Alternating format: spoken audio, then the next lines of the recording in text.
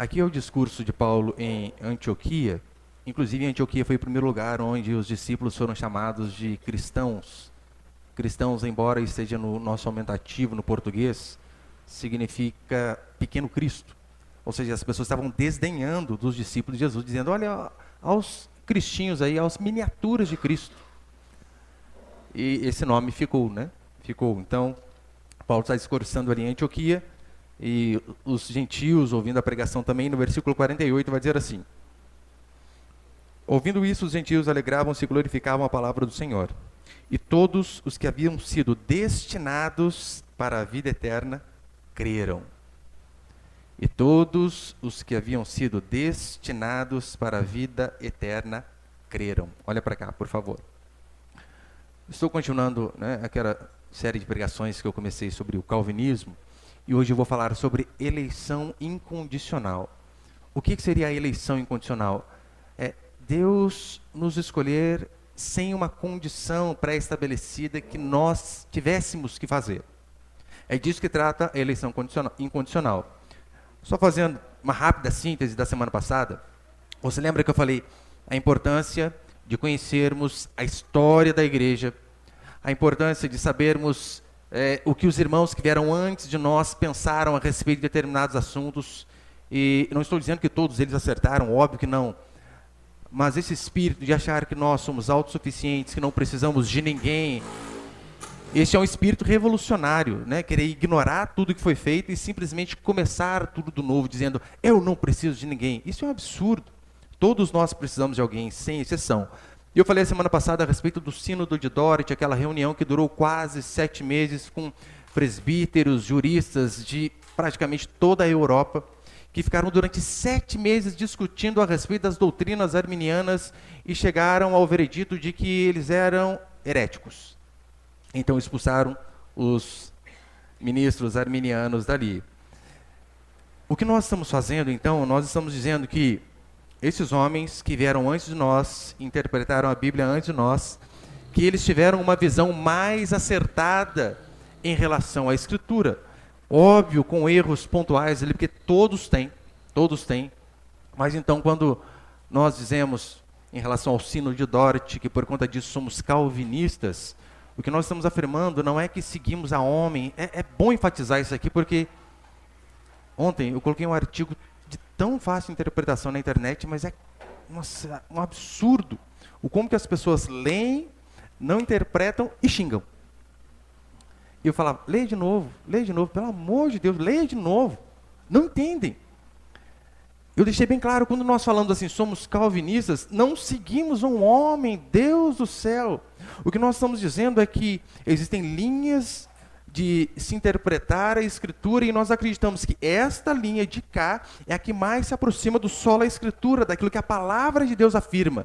Não tem nada a ver com veneração, com bajulação, tem a ver com honra, sim, com aqueles homens que vieram antes de nós, mas não tem nada a ver com adoração. É mais ou menos o seguinte, imagina que o Cícero seja um engenheiro. E então ele deixa uma planta aqui na igreja, uma para mim e uma para o Cauã. E depois de 3 meses ele vem ver como que a casa ficou. A planta estava ali, era a mesma. Ele tirou xerox uma da outra e deixou para nós.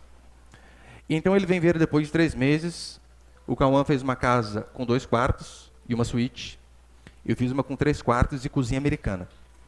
E ele, não, mas calma aí, a planta eu deixei a mesma. O porquê da discrepância? O que significa isso? Significa que o engenheiro errou? Não. Significa que um de nós dois interpretou aquela planta errada. E por conta disso fez a casa errada. Então quando nós dizemos que somos calvinistas e por conta disso, né, os calvinistas lá do Sínodo de Dort expulsaram os arminianos, é porque eles acreditavam. Eles estão interpretando a planta do engenheiro de forma errada. Simplesmente por conta disso. E uma grande ênfase que eu e você não podemos esquecer, que eu disse na última semana, é que o homem, ele é por inteiro depravado, sem exceção. Por conta do pecado ter entrado na raça humana, por conta de Adão, a Escritura diz que o pecado passou a toda a raça humana. E o pecado, ele veio literalmente estragar o ser humano por completo.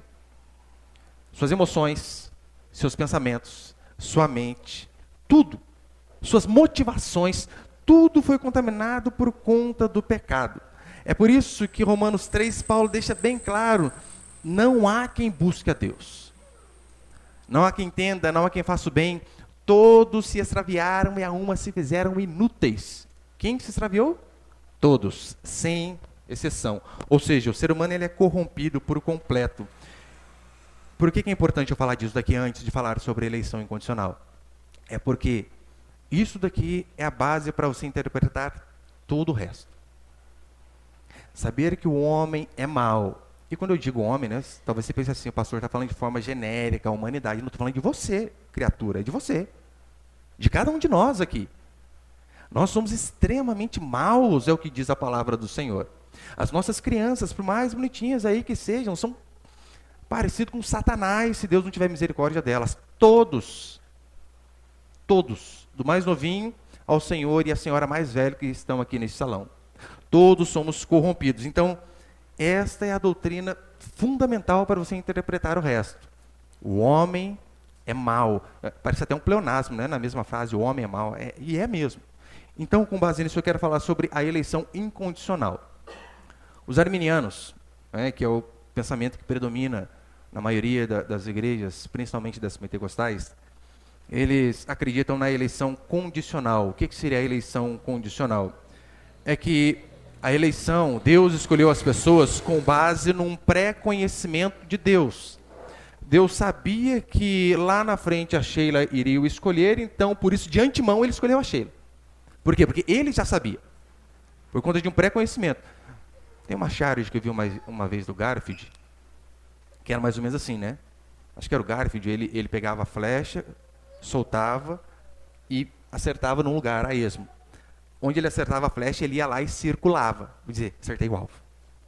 Acertava no outro lugar, ia lá e circulava. Porque assim ele não erra. Então, essa doutrina de que Deus nos escolheu com base numa presciência dele, né, ele sabia que a gente escolhia, por isso ele escolheu a gente, é mais ou menos daqui, né? Daí não tem perigo de Deus errar. Agora, nós acreditamos de outra forma. Nós cremos que Deus nos escolheu porque não tinha nada de bom em nós. Nós cremos que Deus nos escolheu simplesmente por conta de um propósito dele, não dependendo nada daquilo que o ser humano fazia, porque tudo que nós fazemos é podre e corruptível. Os arminianos dizem, olha, que Deus ele viu você, escolher ele, por isso ele escolheu você antes. Nós acreditamos que Deus nos viu e viu que ninguém prestava, que ninguém iria o escolher. E por conta de ninguém o escolher, ele vai e escolhe alguns, sem mérito para ninguém. É isso que nós queremos, que a fé, se os arminianos eles dizem, olha, a fé é o motivo da eleição, nós acreditamos no contrário. Porque Deus nos escolheu, nós conseguimos ter a fé correta. Eles acreditam, olha, a minha fé, esse aqui é o caminho correto, né? A fé é o motivo de Deus me escolher. Não, nós acreditamos no contrário. Deus nos escolheu. E por conta disso nós podemos ter a fé e acreditar nele. E com base nisso eu quero passar alguns rápidos princípios aqui. Põe o primeiro ali, por favor, Miguel. Tem os mosquitinhos voando aí hoje. Aguenta aí, irmãos, por favor. Primeiro, a eleição é a causa da fé. Eu sei que às vezes parece um pouco contraditório, porque nós vemos assim na Escritura. Quem crê será salvo. Existe. Mas também vemos. Aquele que creu foi aquele que Deus escolheu. Como que a gente junta essas coisas, então?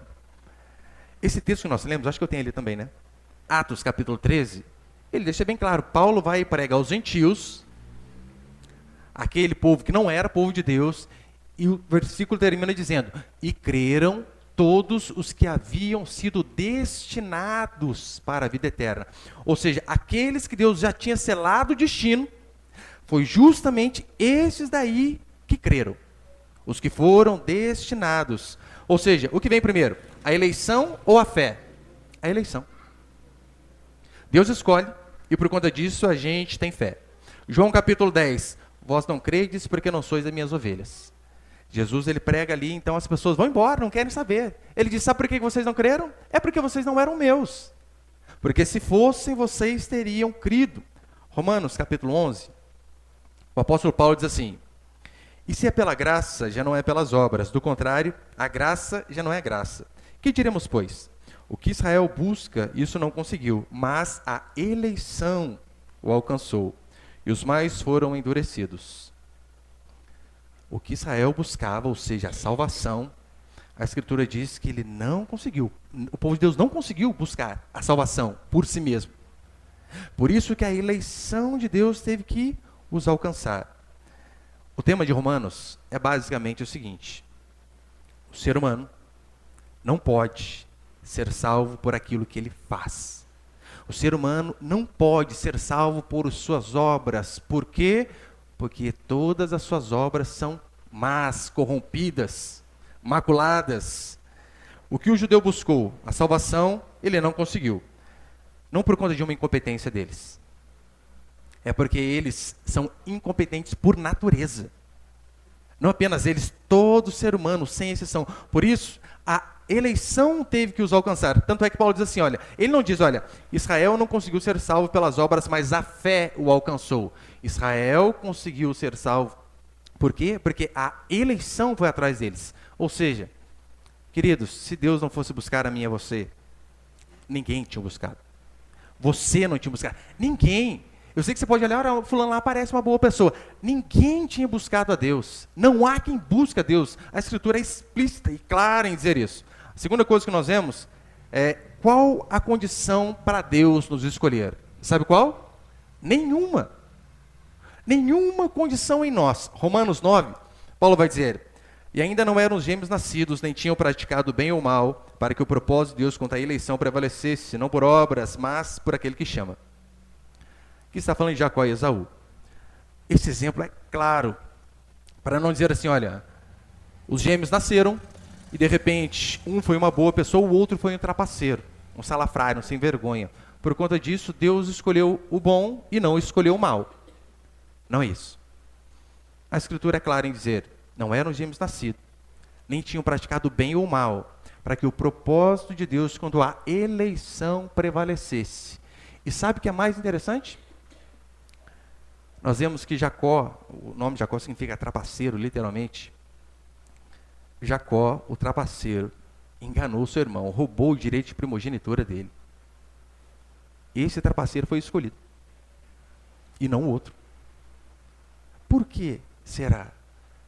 Porque não vem de obras, mas vem da escolha de Deus. Se Deus tivesse alguma condição a exigir de mim, de você, para que nós pudéssemos ser escolhidos, ninguém conseguiria cumprir essa condição.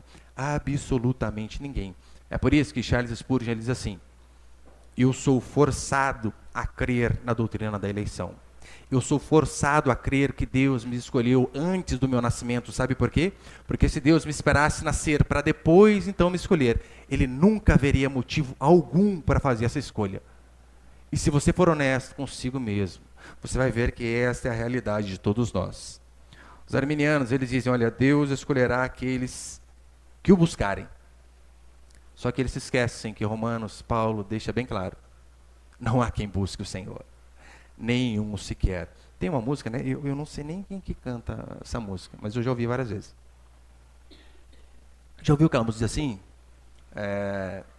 Só entra no céu quem aqui for fiel, santificação para morar lá em Sião. Já ouviram essa música? Não? Tenho vergonha de falar que ouviram, né? Eu já ouvi várias vezes. Essa música é uma deturpação da graça. Só entra no céu aquele que for fiel. Está vendo a condição? Porque eu fui fiel, daí sim eu entro. Não é. É o contrário. Porque nós ganhamos a entrada de graça, sem merecer. Nós podemos ser fiel aqui nessa terra. E assim que a Escritura explica: santificação para morar em Sião. Ou seja, eu sou obediente, santificado, separado aqui, aí eu vou morar no céu. Não. A nossa morada foi dada por Deus sem mérito algum em nós. E a consequência? Nós conseguimos levar uma vida de santidade e obediência ao nosso Senhor aqui na terra. Em Romanos 9, Paulo começa a dizer, olha, Deus é Deus e Ele tem misericórdia de quem Ele quer. Eu coloquei ali, por favor, Romanos capítulo 9, versículo 15. Diz assim: pois Ele diz a Moisés: terei misericórdia de quem me aprover, terei misericórdia e compadecer-me-ei de quem me aprover, ter compaixão. Assim, pois, não depende de quem quer ou de quem corre, mas de usar Deus a sua misericórdia. Ou seja, Deus escolhe de quem Ele quer ter misericórdia. Pastor, mas isso é injustiça, eu já vou dizer mais para frente. É nada. Ele é Deus, Ele que sabe, meu irmão. Eu não sei que filho meu falou esses dias para mim, né? Pai, posso fazer tal coisa? Eu falei, não, por quê? Porque eu que mando, eu que sei, eu que mando essa casa aqui. Se tiver sua casa, você resolve. Não precisa ficar explicando. Agora, como funciona com Deus? Deus está sendo injusto. De forma alguma. Ele te fez, Ele me fez, Ele fez todas as coisas. Então Ele tem o direito de agir do jeito que Ele quer. A base da eleição é a vontade de Deus. É por isso que em Efésios capítulo 1, Paulo vai dizer assim, Ele nos predestinou para Ele. Os predestinou para Ele segundo o beneplácito da sua vontade. Segundo o seu bel prazer. Ou seja, Ele quis. Ponto. Não precisa ficar dando satisfação para mim e para você. Ficar explicando os porquês para mim e para você. Terceiro princípio, a base da eleição é o amor. Você pode pensar, pastor, mas com que base Deus escolhe? A Escritura explica, Deuteronômio capítulo 7, versículo 7, vai dizer assim, não vos teve o Senhor afeição, nem vos escolheu porque fosseis mais numerosos do que quaisquer outro povo. Pois éreis o menor de todos os povos, mas porque o Senhor vos amava. Aqui Deus já está dando uma dica para o povo, né? Criaturas, eu vos escolhi, não é porque vocês eram melhor, não. Não é porque vocês eram mais fortes, não. Não é porque vocês eram superiores, não. Eu escolhi vocês simplesmente por escolha própria e porque eu amei. Sem nada que partisse de vocês que me comovesse. É uma escolha simplesmente minha. Porque o povo talvez ele pudesse tender a se achar que era melhor do que outros povos por Deus ter escolhido a eles. Mas Deus já disse, tem nada a ver com isso. Vocês não eram os melhores. Tem até uma outra passagem que Deus ele disse, nós somos o vermezinho de Jacó. Comparação terrível, né? Chamar a gente de verme. Mas é por aí mesmo. Nada mais que vermes e ainda assim o Senhor nos escolhe. Nada havia de bom em nós. Na Confissão de Fé de Westminster, no capítulo 3, inciso 5, vai dizer assim, segundo o seu eterno e imutável propósito, segundo o seu santo conselho e beneplácito da sua vontade, Deus, antes que fosse o mundo criado, escolheu em Cristo para a glória eterna os homens que são predestinados para a vida. Para o louvor da sua gloriosa graça, Ele escolheu em sua mera e livre graça e amor. E não por previsão de fé, Deus previu, não. Ou boas obras, ou perseverança nelas, ou qualquer outra coisa na criatura que isso movesse como condição ou causa. Ou seja, não teve nada que aconteceu em nós e por conta daquilo ali Deus disse, tem que escolher. Esse Cícero é muito gente boa, tem que escolher. Como que pode alguém que chega mais cedo? Como que pode a Rosana vir todo dia só para limpar a igreja mais cedo? Gente, tem que escolher essa mulher. Não é por causa disso. Não tem nada a ver com essas coisas. Por quê? Porque ninguém buscou o Senhor. Olha, por exemplo, do apóstolo Paulo. O apóstolo Paulo, ele buscou a Deus ou Deus teve que buscá-lo? Deus teve que ir buscá-lo, derrubá-lo e trazê-lo, porque ele não queria. E seja honesto, todos aqui, sem exceção. Deus teve que ir buscar você, talvez através de uma aflição, de uma angústia, de uma separação, de uma enfermidade, de uma pessoa, de um vazio existencial dentro do seu coração, de uma necessidade de preencher o vazio que você tinha com algo, que você já experimentou com várias coisas, não conseguiu, então disse, vamos tentar com a igreja. Mas ninguém buscou a Deus, é o que diz a palavra do Senhor. Todos nós somos assim, Deus precisou nos quebrantar primeiro. E para encerrar, põe o último ali, por favor, Miguel. Você percebeu que as nossas pregações, ela via de regra, tem pregação que você ouve, você sai assim, sou o cara, né? Aqui a tendência é você sair murcho, né? Gente, eu sabia que não era nada, mas agora o pastor acabou com a gente. Esse é o objetivo. É porque é isso que a Escritura mostra. Quarto e último princípio. Se não fosse a eleição incondicional, ninguém, absolutamente ninguém seria salvo. Como eu falei, você pode questionar da seguinte maneira. Pastor, É injusto da parte de Deus escolher alguns e não escolher a outros. Isso é injustiça. Não é. Eu vou mostrar para você que não é. No Antigo Testamento, Deus, durante séculos, mandou os seus profetas. Eles profetizavam de manhã até a noite. Eles diziam constantemente: arrependei-vos, arrependei-vos, porque senão o Senhor virá e vai castigar a vocês. Jeremias começava de madrugada e até a noite, em lágrimas, dizendo para o povo: arrependam-se, arrependam-se, porque do contrário a Babilônia vai vir e vai acabar com vocês. Isaías, Ezequiel e tantos outros. O povo, duro como uma pedra, rejeitou a mensagem. E então Deus manda o seu próprio filho. Ele vem, encarna, nasce de uma virgem e prega o arrependimento de pecados igualmente os profetas. O que aquele povo fez para Jesus Cristo? Não ouviu a sua mensagem. E foi mais longe. Matou o Filho de Deus. Como assim então Deus é injusto? Deus é justo. E se Ele condenasse a todos nós aqui no inferno, teríamos que levantar as mãos para o céu e dizer: Deus é justo. Todos nós, no horror eterno, em sofrimento, teríamos que dizer: Deus é justo. Ele é justo. Para muitos a salvação é mais ou menos o seguinte: tem um barco que está começando a afundar. E ali tem 100 pessoas, mas... E então vem o bombeiro com um helicóptero e joga a corda. Alguns homens são birrentos e dizem: não quero ser salvo, não preciso de ninguém, se eu não conseguir sozinho, acabou. Rejeitam a corda. Mas alguns são esforçados. Pegam aquela corda, vão no braço, sobem e chegam lá em cima e são salvos. Muitos pensam que a salvação assim, é Deus jogando uma corda e você precisa se esforçar para subir. Não é assim. A salvação, nesta mesma analogia, seria Deus chegar em seu helicóptero, jogar escadas para mim e para você, e mandar anjos para que pudesse nos ajudar a subir. E sabe o que todos nós fizemos? Não quero. Eu prefiro ficar no barco. Vou morrer aqui. Essa é a resposta que todo ser humano deu. Então, Deus dá uma chance. Ninguém crê. Dá outra, ninguém crê. E então, como ele viu que ninguém queria, ele, por graça e bondade, decide, desses rebeldes que somos nós, escolher alguns. E Deus é mau? E Deus é injusto? Claro que não é injusto. Todos estávamos cegos, não queríamos enxergar. E Deus resolve dar vista a alguns. E o problema está nele, na injustiça dele. Eu não vou ser desonesto com os arminianos, porque eles sim também reconhecem a maldade humana.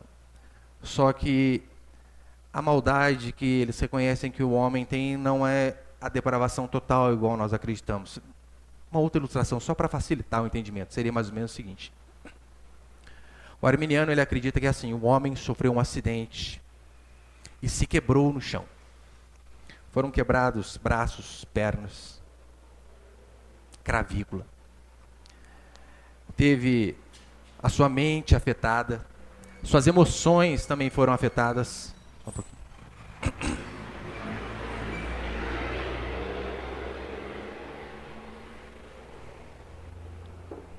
Aleluia. Volta para cá, depois meu filho tira lá. E eles acreditam que o ser humano foi afetado em todas as suas faculdades também. Só que, mesmo estando destroçado e quebrado no chão, eles acreditam que ainda assim, quando chega o bombeiro, aquele homem mesmo quebrado, é capaz de discernir entre a voz do verdadeiro e do falso bombeiro. E mesmo destruído no chão, ele consegue, nem que for um pouquinho, estender as mãos e dizer: aqui. E então ele é resgatado. Com essa mesma analogia, nós acreditamos de forma diferente. Nós acreditamos que o homem foi atropelado e morreu, acabou. Sem nenhuma possibilidade de resposta. Morto. A não ser que venha alguém e nos ressuscite, não há jeito para nós. Não há jeito para nós. É por isso que uma das maiores ilustrações que a Escritura dá em relação a nós, povo de Deus, é Ezequiel pregando para o vale de ossos secos.